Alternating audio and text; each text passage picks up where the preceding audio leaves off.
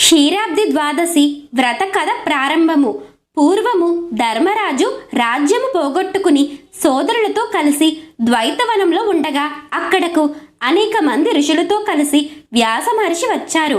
అలా వచ్చిన వారిని చూసి ధర్మరాజు ఋషులందరికీ సకల మర్యాదలు చేసి వారందరినీ కూర్చుండబెట్టి తానును వారి ఆజ్ఞను పొంది కూర్చుని కొంతసేపు వారితో ముచ్చటించిన తరువాత ధర్మరాజు వ్యాస మహర్షితో, స్వామి, మీరు ఎల్ల ధర్మములను ఉపదేశించదగిన మహానుభావులు.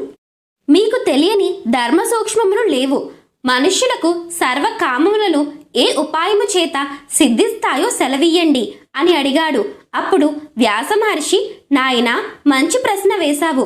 ఈ విషయమునే పూర్వం నారద మహర్షి బ్రహ్మను అడగ్గా సర్వకామ ప్రదములగు 2 వ్రతములను చెప్పారు. అందులో ఒకటి క్షీరాబ్ది ద్వాదశి వ్రతం, రెండోది క్షీరాబ్ది శయన వ్రతం. అందులో క్షీరాబ్ది ద్వాదశి వ్రతం గురించి నీకు చెబుతాను, విను అని ఈ విధంగా చెప్పడం ప్రారంభించారు. కార్తీక శుక్ల ద్వాదశి రోజు సూర్యాస్తమయమైన తర్వాత పాలసముద్రంలో యోగ నిద్ర నుంచి లేచిన శ్రీ మహావిష్ణువు సమస్త దేవతలతో మునులతో శ్రీ మహాలక్ష్మీదేవితో కలిసి బృందావనానికి వచ్చి ఓ ప్రతిజ్ఞ చేశారు. అదేమిటంటే, ఏ మానవుడైనను ఈ కార్తీక శుద్ధ ద్వాదశి రోజు సర్వమునులతో దేవతలతో కూడి బృందావనంలో తాను వేంచేసి ఉన్న సమయంలో లక్ష్మీదేవితో కూడి తులసి పూజ చేసి తులసి కథను విని భక్తితో దీపదానము చేసిన వారు సర్వ పాపములు వీడి నా సాయుధ్యం పొందుతారన్నాడు. అందుకే అంతటి పుణ్యవ్రతమును మీరు కూడా ఆచరించండి అని చెప్పాడు వ్యాస మహర్షి. ఈ వ్రతము చెయ్యువారు కార్తీక శుద్ధ ద్వాదశి రోజున సూర్యుడు అస్తమించిన తరువాత స్నానము గాని దానము గాని పూజ గాని చేసినచో అధిక ఫలితము పొందెదరు. క్షీర సముద్రము నుంచి లక్ష్మీదేవితో కూడి సమస్తమైన మునుల చేత కీర్తింపబడుతున్న పరమేశ్వరుడైన నారాయణుడు ఎచట వాసము చెయ్యును.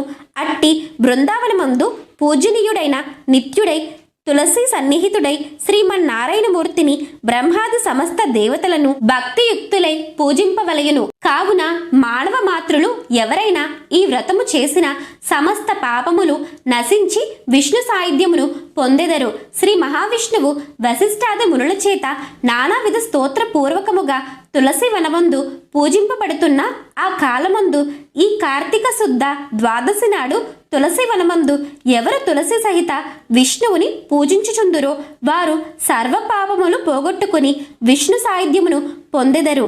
మునీశ్వరులైనను యక్షులు నారదుడు మొదలగు వారు కూడా సమస్త పాపములు నశించుటకు గాను బృందావనంలో సన్నిహితుడైన శ్రీమన్నారాయణునకు పూజ చేయుచున్నారు.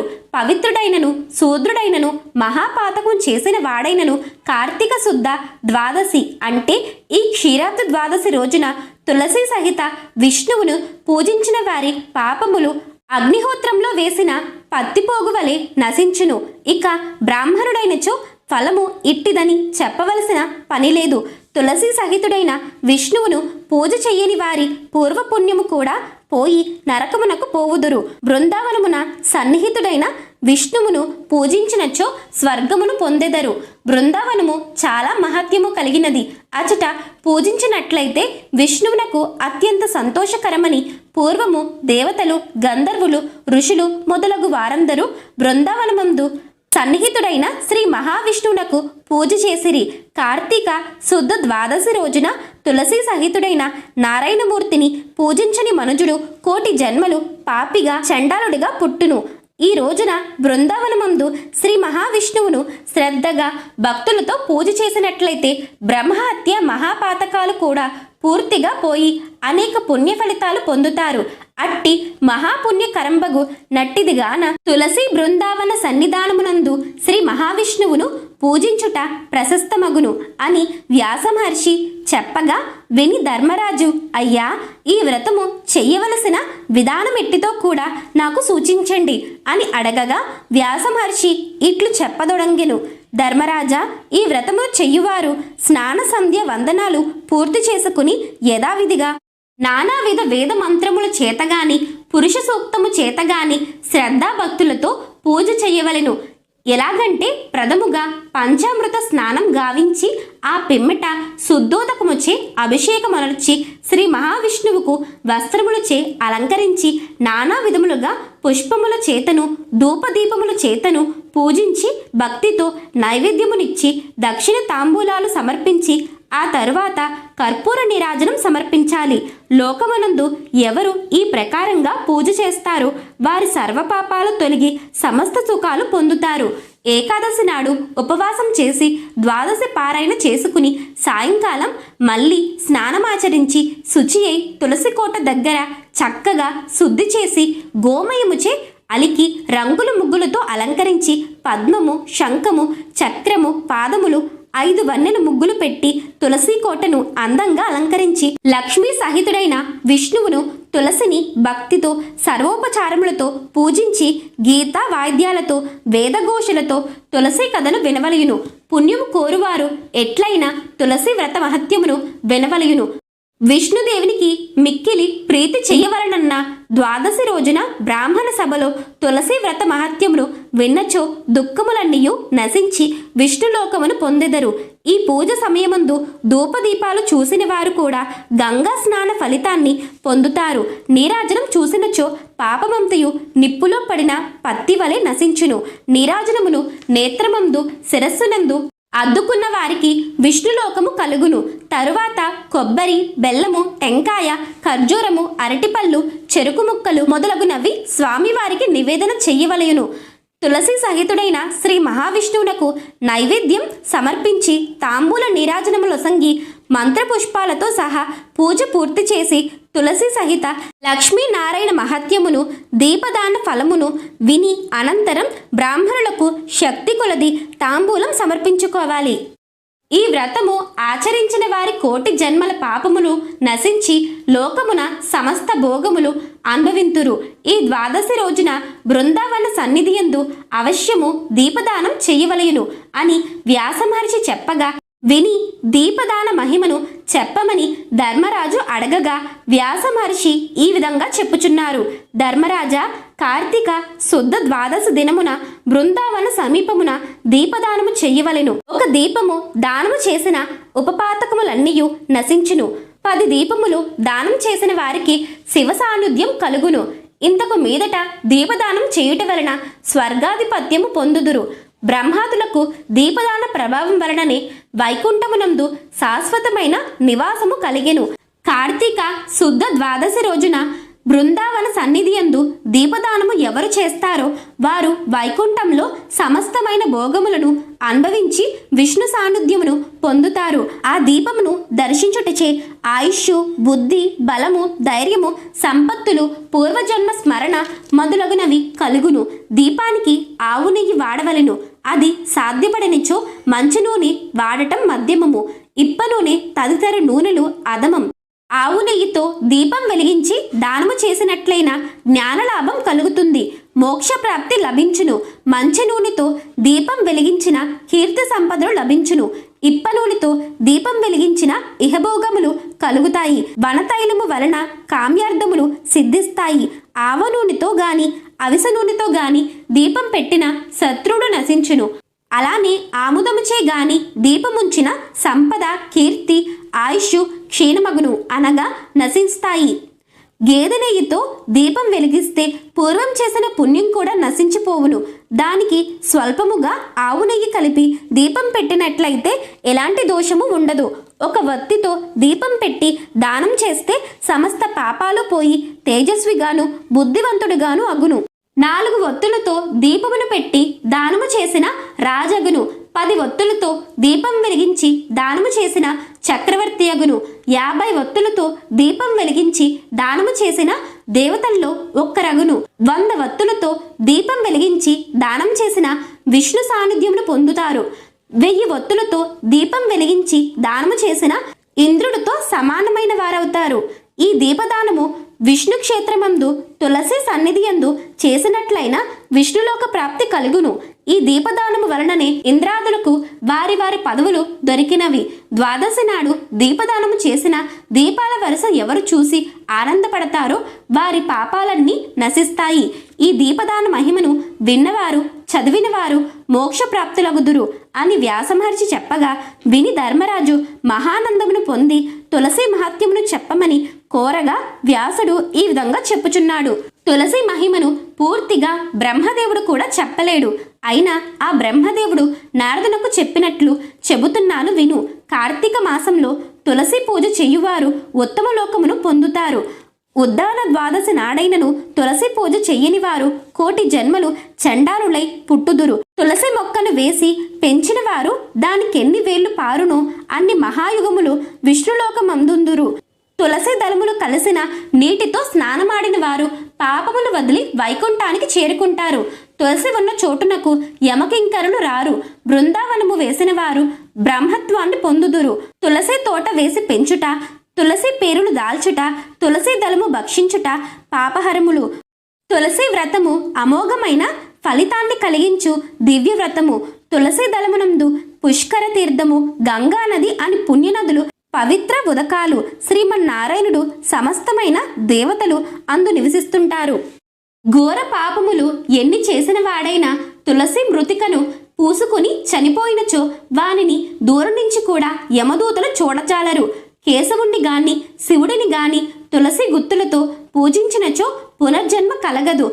కార్తీక మాసంలో 1,00,000 తులసి దళ వ్రతమును ఆచరించి శ్రీహరిని పూజించు వారికి సమస్త సంపదలు సమకూరును. తులసిని స్థాపించుట వలన, స్పృశించుట వలన, పెంచినందు వలన, తులసిని గురించి చదివిన, తెలుసుకున్న, మనోవాక్కాయ కర్మలచే ఆచరించిన సకల పాపములు హరిస్తాయి. నర్మదా నదిని చూడటం, గంగా నదిలో స్నానం చేయటం, తులసి వనాన్ని సేవించడం, ఈ 3 పనులు సమాన ఫలితాన్ని కలగజేస్తాయి. తులసి వనాన్ని స్థాపించు వారి సమస్త పాపాలు హరించును. ఇష్టకామ్య సిద్ధి కలుగుతుంది. యముని వల్ల భీతి కలగదు. యజ్ఞాలు, యాగాలు, పూజలు, వ్రతాలు సమస్తం కార్తీక మాసంలో చేయుట వలన రెట్టించిన పుణ్యాన్ని కలగజేస్తాయి. తీర్థయాత్రలు దేహాన్ని, మనస్సును పునీతం చేస్తాయి. వీటి వల్ల కలుగు పుణ్యఫలం అనంతం.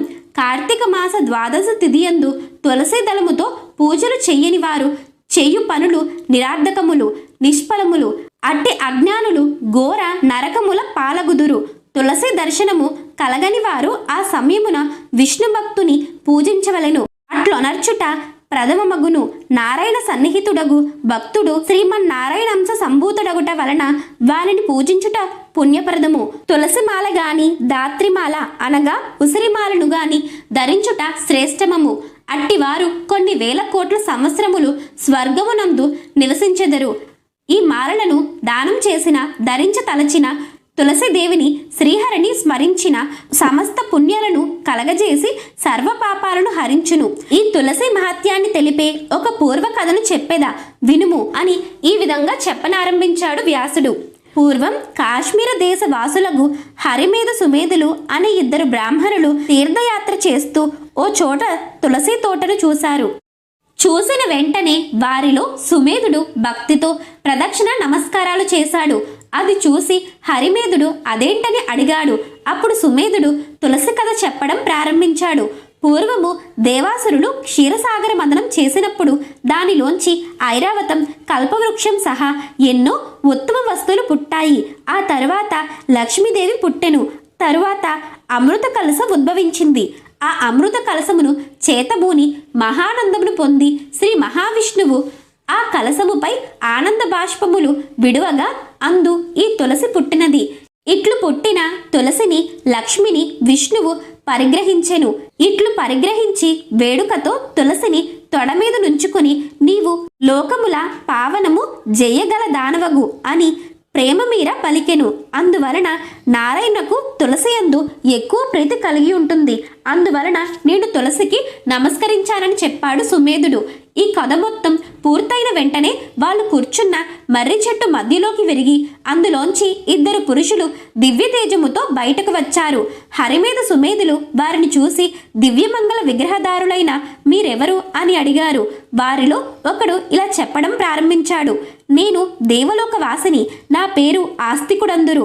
నేనొకనాడు అప్సరసలతో కూడి నందన వనమున గామ వికారముచే మైమరిచి క్రీడించుచుండగా మేము ధరించిన పుష్పమాలికలు పైనబడి మా సందడి వలన అచట తపస్సు చేయుచున్న రోమశ మహాముని తపోభంగమయ్యింది.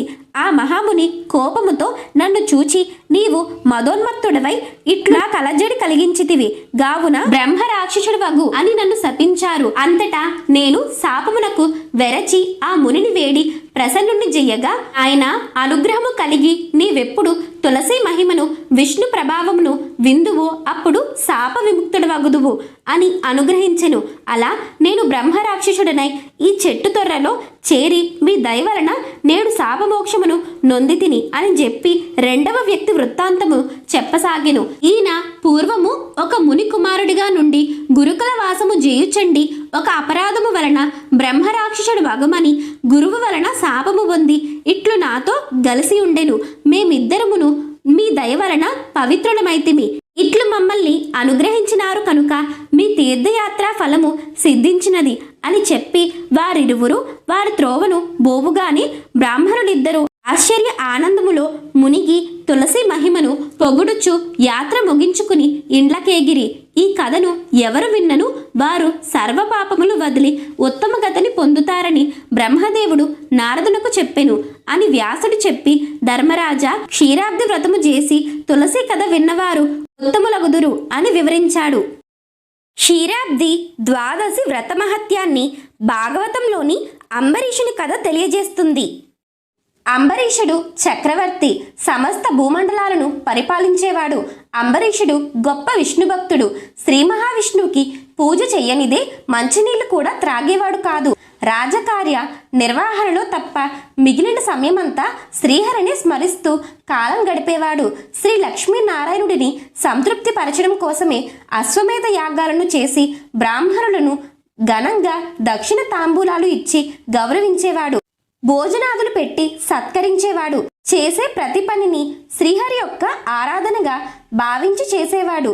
ఈ విధంగా ఉన్న అంబరీషుని మనస్సు పరిపక్వమైనది. అతడు పూర్తిగా విష్ణు భక్తిలో మునిగిపోయాడు. ఒక సంవత్సరం అంబరీషుడు 24 ఏకాదశులు ఉపవాసం ఉన్నాడు. శ్రీ మహావిష్ణువును భక్తి శ్రద్ధలతో పూజించాడు. ద్వాదశి నాడు నియమంగా పారాయణ చేసేవాడు. సంవత్సరం పూర్తి అయినాక చివరగా కార్తీక మాసంలో నవమి, దశమి, ఏకాదశి 3 రోజులు ఉపవాసం చేశాడు. ద్వాదశి నాడు యమునా నదిలో స్నానం చేశాడు. ఆ తరువాత మధువనానికి చేరుకుని శ్రీహరికి అభిషేకము షోడశోపచారము చేశాడు. అలా పూజ చేసిన తర్వాత వెండి గిత్తలు, బంగారు తొడుగులు, పట్టు వస్త్రాలతో అలంకరించిన 100 కోట్ల ఆవులను దూడలతో సహా బ్రాహ్మణులకు దానం చేశాడు. తన వద్దకు వచ్చిన బ్రాహ్మణులకు గౌరవ అభిమానాలతో భోజనములు పెట్టి దక్షిణలిచ్చి సత్కరించాడు. అంబరీషుడు వ్రత విధానమంతా యథావిధిగా పూర్తి చేశాడు.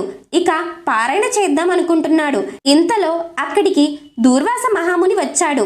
అంబరీషుడు దూర్వాస మహర్షికి నమస్కరించి, మునిశ్రేష్ఠ, ద్వాదశ పారాయణ చేయబోతున్నాను. మీరు కూడా త్వరగా స్నానాధికారులు ముగించుకుని వెంటనే సమారాధనకు రండి అని పిలిచాడు. దూర్వాసుడు అంబరీషుని కోరికను అంగీకరించి నదీ స్నానానికి వెళ్ళాడు. అంబరీషుడు చాలాసేపు ఎదురుచూశాడు. కానీ దూర్వాసుడు రాలేదు. అతిథి అభ్యాగతులు నారాయణ స్వరూపులే. ద్వాదశి గడియలు పూర్తి కావస్తున్నాయి.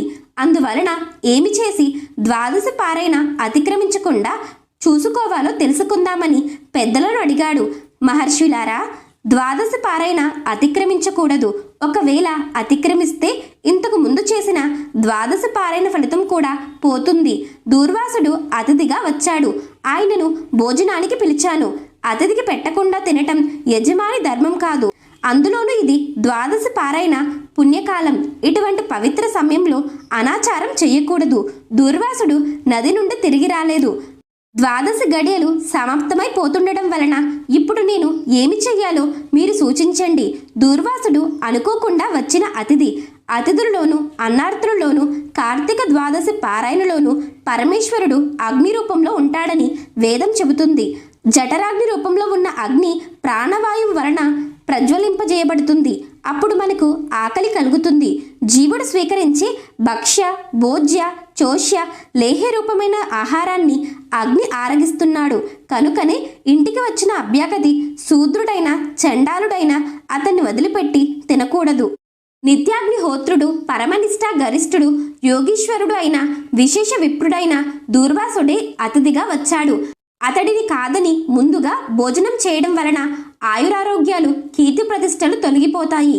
భోజనానికి రమ్మని పిలిచి నేను ముందుగా తింటే ఆ ముక్కోపి శపించే పరిస్థితి వస్తుంది. కనుక అతిథిని నిర్లక్ష్యం చేయడం, పారణ అతిక్రమించిన దోషం రెండూ కష్టమైనవే అన్నారు. నాకు తరుణోపాయాన్ని చెప్పండి అని ప్రార్థించగా దూర్వాసుడికి భయపడి పెద్దలెవ్వరూ అంబరీషునికి ద్వాదశ పారాయణ విషయంలో సలహా ఇవ్వలేకపోయారు. మహారాజా, మీకు తోచినట్లు చెయ్యండి అన్నారు. అంబరీషుడు బాగా ఆలోచించాడు. ఎలాగైనా ద్వాదశ గడియలు దాటకుండా పారాయణ చెయ్యాలి. అలా చేయకపోతే ఇంతకు ముందు చేసిన పుణ్యవ్రతాల ఫలితం కూడా నశిస్తుంది. మహర్షి రాకుండా పారాయణ చేస్తే శపిస్తాడు.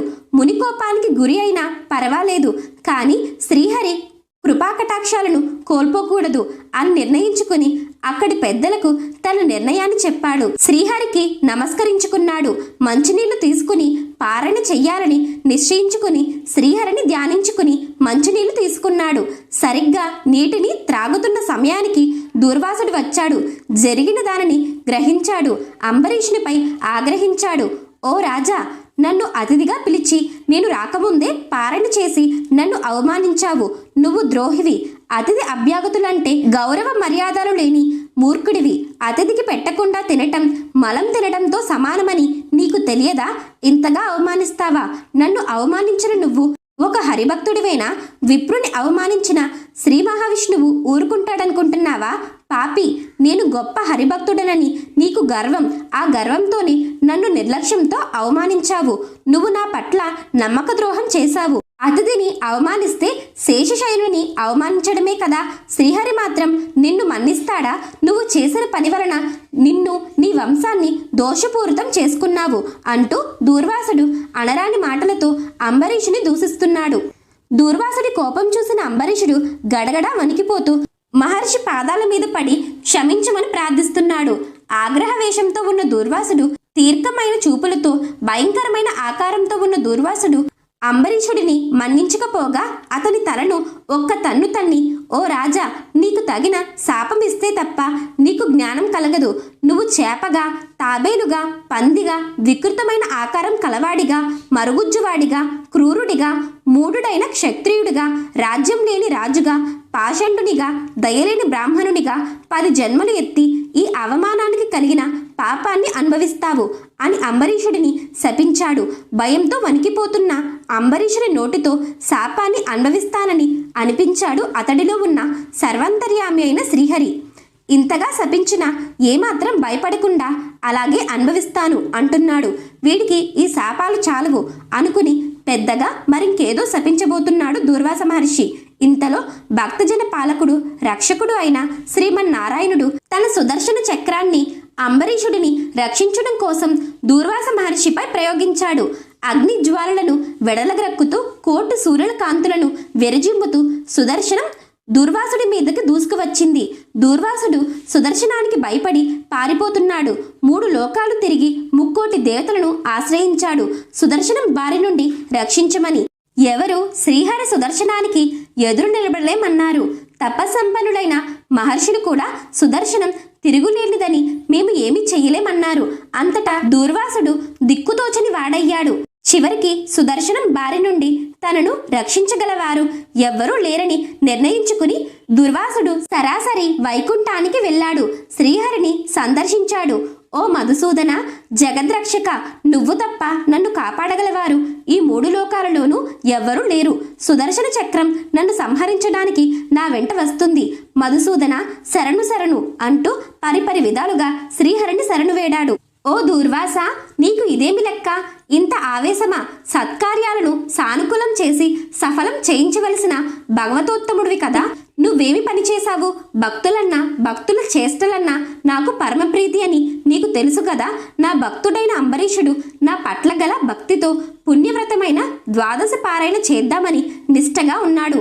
ఆ సమయంలో అతడి వద్దకు వచ్చిన నిన్ను సాక్షాత్తు నన్నుగా భావించి గౌరవించి అతిథిగా నిన్ను ఆహ్వానించాడు.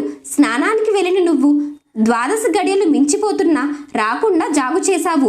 నువ్వు చేసిన తప్పు మర్చిపోయి మంచినీటిని మాత్రమే పారాయణ చేసిన అంబరీషునిపై ఆగ్రహించడం ఎంత అన్యాయమో నువ్వు ఆలోచించలేదు. పైగా అతడిని శపించి తీరని అపచారం చేశావు. గోవులను, హరిభక్తులను బాధించిన వారిని, హింసించిన వారిని నేను తప్పక శిక్షిస్తాను అని నీకు తెలుసు కదా. అయినా అంబరీషుని శపించావు. అతడు నీకు భయపడడం వలన, నన్నే ధ్యానిస్తూ ఉండటం వలన నీ శాపవాక్కులు ఏమీ అతనికి వినిపించలేదు. నువ్వు అతనికి ఇచ్చిన 10 జన్మల శాపము అతనికి తెలియనే తెలియదు. నన్ను శరణు కోరిన అతనికి నువ్వు ఇచ్చిన శాపాన్ని నేనే అనుభవించాలి అనే ఆలోచనతో అతని చేత అలాగే అనుభవిస్తాను అని నేనే అనిపించాను. నీ శాపం వృధా కాకూడదు, నా భక్తుడికి అపకారం కలగకూడదు. అందుకని నీ శాపానికి చెదరక బెదరక సంసిద్ధతను పలికిన కారణంగా అతనికి మరింత కఠినమైన శాపాన్ని ఇవ్వాలనుకున్నావు. అందుకే నీ మీదకి సుదర్శనాన్ని ప్రయోగించాను. దానిని నివారించడానికి గాని, దాని నుండి నిన్ను రక్షించడానికి గాని అతడు ఒక్కడే సమర్థుడు. నువ్వు అంబరీషుడికి ఇచ్చిన 10 జన్మలను లోకోపకారం కోసం నేనే ధరిస్తాను. మొట్టమొదటిదైన చేప రూపాన్ని ధరించి సోమకుడని రాక్షసుని సంహరించి వేదాలను రక్షిస్తాను. రెండవదైన తాబేలు రూపాన్ని ధరించి దేవదానవులు క్షీరసాగర మదనం చేసేటప్పుడు మందారగిరి పర్వతాన్ని నా వీపుపై ధరించి నీటిలో మునిగిపోకుండా కాపాడతాను. మూడవదైన వరాహావతారం ఎత్తి హిరణ్యాక్షుని వధించి అతడు చేపలా చుట్టి పట్టుకుపోతున్న భూమిని రక్షిస్తాను. ఇక నాలుగవదైన వికృత రూపాన్ని ధరించి నరసింహమూర్తినై హిరణ్యకశిపుని సంహరించి అతడి పుత్రుడైన ప్రహ్లాదుని రక్షిస్తాను. 5వ జన్మగా మరుగుజ్జు అవతారంలో వామనుడినై బలిచక్రవర్తి యొక్క గర్వాన్ని అణిచివేస్తాను. 6వ జన్మలో జాలిలేని బ్రాహ్మణునిగా పరశురామ అవతారాన్ని ఎత్తి మదోన్మత్తులైన భూపతులను సంహరిస్తాను. 7వ జన్మలో ఆత్మజ్ఞానము లేని క్షత్రియుడిగా రామావతారాన్ని ధరించి రావణ కుంభకర్ణులను హతమారుస్తాను. 8వ జన్మగా రాజ్యం లేని రాజుగా కృష్ణావతారం ఎత్తి కంసుని సంహరిస్తాను.